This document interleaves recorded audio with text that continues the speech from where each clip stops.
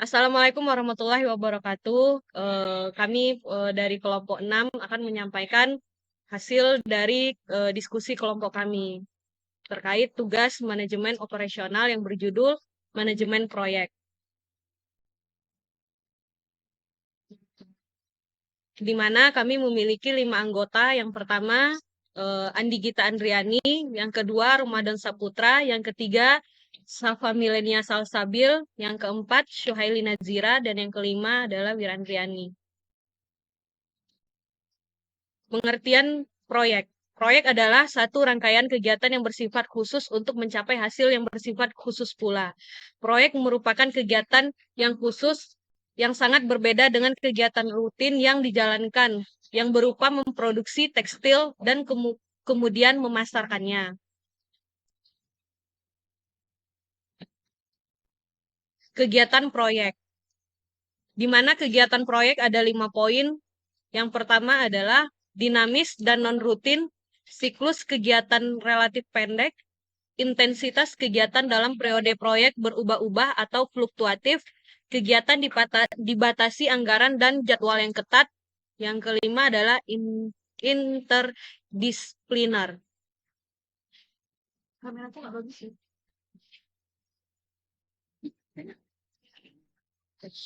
Perbedaan kegiatan proyek dan kegiatan operasional. Kegiatan operasional itu ada 5 poin. Yang pertama, berulang dan rutin. Yang kedua, jangka panjang. Yang ketiga, intensitas kegiatan relatif panjang. Yang keempat, batasan jadwal dan anggaran tidak setajam kegiatan proyek. Yang kelima, macam kegiatan terbatas.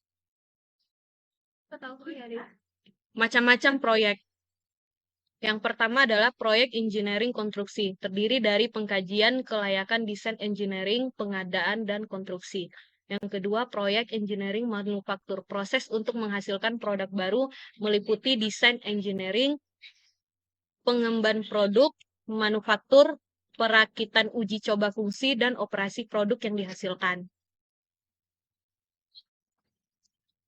Yang ketiga, proyek penelitian dan pengembangan. Kegiatan penelitian yang dilakukan atas suatu fenomena yang muncul di masyarakat, kemudian dikembangkan sedemikian rupa sesuai dengan tujuan yang diharapkan. Yang keempat, proyek pelayanan. Manajemen proyek pelayanan tidak memberikan hasil dalam bentuk fisik, tetapi laporan akhir, misalnya merancang sistem informasi manajemen. 5. Proyek kapital. Proyek yang berkaitan dengan penggunaan dana kapital untuk investasi, contohnya pembebasan tanah, penyiapan lahan, dan manufaktur. 6. Proyek radio telekomunikasi. Bertujuan untuk membangun jaringan telekomunikasi yang dapat menjangkau area yang luas dengan biaya minimal. Yang ketujuh, proyek konversi biodiversity. Proyek yang berkaitan dengan usaha pelestarian lingkungan. Oke, selanjutnya akan dijelaskan oleh teman kita yaitu Safa. Kepada Safa dipersilakan. Matiin. Selanjutnya yaitu pengertian manajemen proyek.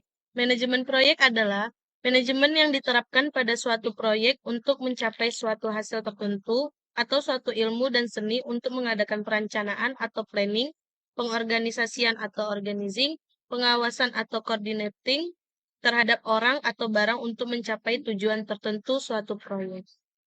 Proyek manajemen dapat disebut manajemen program, manajemen produk, dan manajemen konstruksi dalam hubungan relasi yang lebih luas.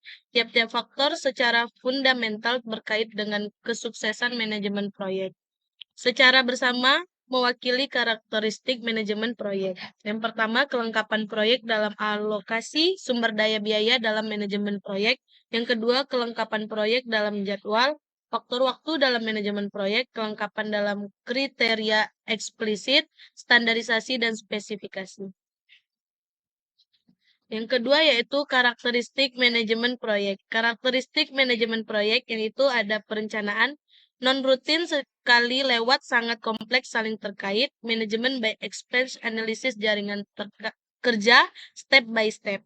Organisasi yaitu jumlah SDM yang besar, pekerjaan yang beragam, jangka waktu pendek, bersifat sementara.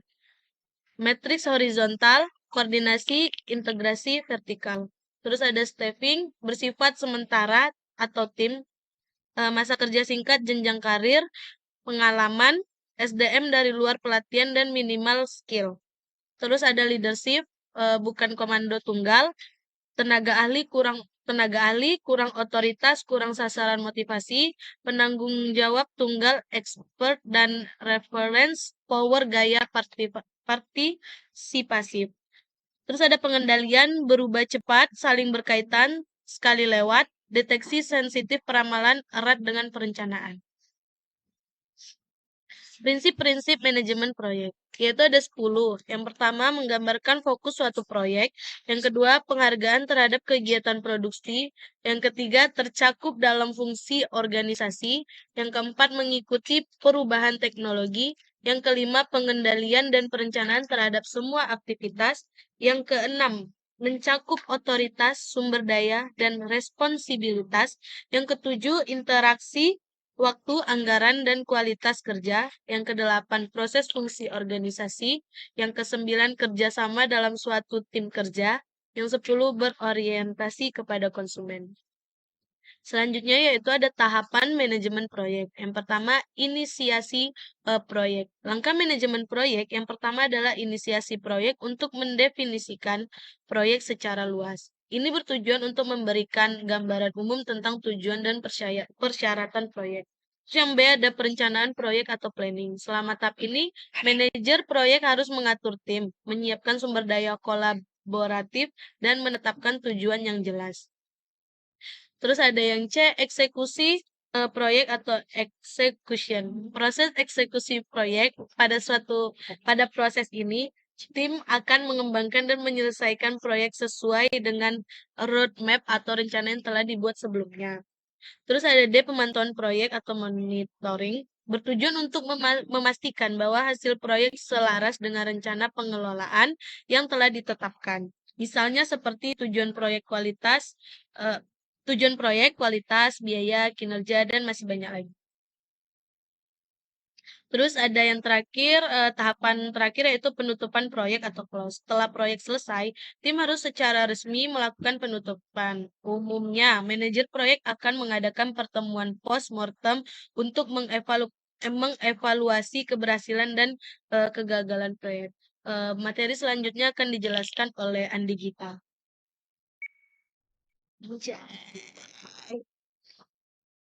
Yang pertama, metode petagan.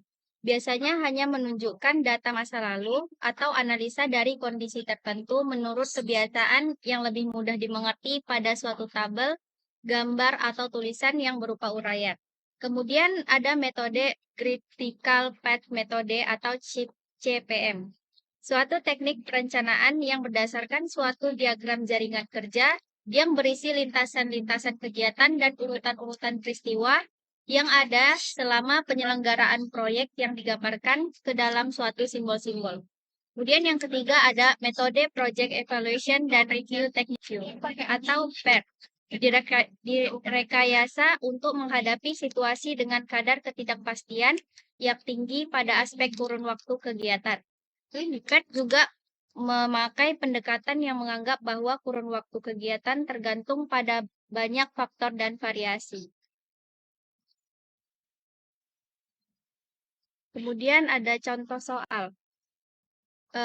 Penerapan manajemen proyek sesuai dengan prosedur dan tahapan yang benar. Yang pertama, inisial proyek. Membangun rumah masa kini berkonsep desain minimalis dan modern dengan biaya dan modal ekonomis untuk keluarga muda. Yang kedua, perencanaan proyek atau planning. Yang pertama, mengurangi proyek menjadi pekerjaan atau kegiatan. Kemudian akan dilanjutkan oleh Sualilen Wazira.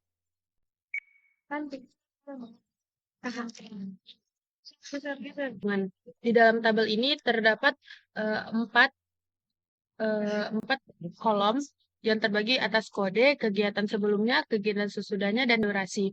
Untuk uraian kegiatannya, yang pertama adalah membersihkan lokasi, kodenya sebagai A, dan kegiatan selanjutnya adalah B. Durasinya 4 di sini satuannya adalah hari. Yang kedua, dengan kode B mengejar fondasi kegiatan sebelumnya A, kegiatan sesudahnya C. Begitu juga selanjutnya sampai Poin ke-8 yaitu kode H finishing dengan durasi yaitu 1 hari. Selanjutnya, masuk ke dalam penyusunan jaringan kerja atau network. Dalam poin ini terdapat dua model, yaitu model AOA dan model AON. AOA ialah activity on arrow, yaitu suatu kegiatan yang digambarkan dengan anak panah. Sedangkan AON yaitu kegiatan yang digambarkan dengan bentuk lingkaran. Karena dalam contoh kasus yang kami akan bawakan ini menggunakan model CPM, maka jaringan kerja yang digunakan adalah model kerja AOA. Sebelum masuk ke dalam jaringan AOA, ada baiknya kita mengetahui apa itu apa aja yang ada dalam jaringan-jaringan tersebut. Di dalam jaringan tersebut ada bentuk ada shape yang berbentuk bulat dengan kode X, Y, dan Z sebagai X sebagai nomor event, Y sebagai EET atau earliest event time, yaitu waktu kejadian paling cepat terjadi dalam suatu peristiwa. Yang Z yaitu lastless event time yang merupakan saat paling terlambat terjadinya suatu peristiwa. Yang nantinya shape tersebut akan menjadi EFT dan LFT. Dari tabel sebelumnya dapat disusun network yang sebagai berikut. Terdapat kode A, B, C, dan D, EFGH dengan nomor 1, 2, 3, sampai 7. Untuk angka 4, 5, 8, 7, 5, 6, 2, dan 1 itu merupakan durasi bagi si nomor kode tersebut. Gimana ini posnya? Aku lupa lagi EET. Untuk poin Y terdapat angka 0 di sini karena suatu kegiatan dimulai dari angka 0 ya. Selanjutnya untuk EET2 itu merupakan hasil dari pertambahan EET1 ditambah D1 dikurang 2. Maka hasilnya 4. 9 di sini hasilnya ialah berasal dari 5 ditambah 4. Kemudian 17 di sini hasilnya dari 9 ditambah 8, begitu seterusnya hingga akhir. Untuk EET prosesnya selalu ditambah ke poin yang di depan selanjutnya. Untuk selanjutnya ialah LET. LET dimulai dari poin yang paling belakang. Di sini terdapat angka 25 karena menyesuaikan dengan ET terakhir yang kita kerjakan sebelumnya. Untuk proses pencariannya ialah dari 25 dikurang 1 maka dapat 4. 24, maaf. 24 dikurang 2 dapat 2, begitu dapat 22, begitu seterusnya hingga ke shape yang pertama. Untuk poin yang di bawah sini kan itu terdapat dua cabang atas dan bawah. Jika hasilnya maka akan didapatkan dua hasil juga. Maka kita harus memilih angka yang paling rendah, yaitu dapat angka 22. Untuk penjelasannya sudah ada kami paparkan juga di sini seperti apa yang saya jelaskan tadi. Kesimpulan, proyek adalah suatu rangkaian kegiatan yang bersifat khusus untuk mencapai hasil yang bersifat khusus pula. Sifat yang serba khusus itu mengakibatkan bila mana suatu hasil yang diinginkan tersebut telah tercapai, maka rangkaian kegiatan itu juga dihentikan dan dalam jangka waktu pendek kegiatan semacam itu tidak akan dilakukan lagi. Tujuan organisasi atau perusahaan dapat diartikan sebagai pedoman yang memberikan arah gerak segala kegiatan yang akan dilakukan. Proses ini terdiri dari penetapan langkah terbaik yang mungkin dapat dilaksanakan setelah memperhatikan berbagai batasan, kemudian menyusun menjadi urutan dan rangkaian menuju sasaran dan tujuan. Sekian, terima kasih. Penyampaian materi dari kami, kelompok 6. Lebih dan kurang mohon dimaklumi. Mohon dimaafkan. Wabillahi taufiq wal hidayah. Wassalamualaikum warahmatullahi wabarakatuh.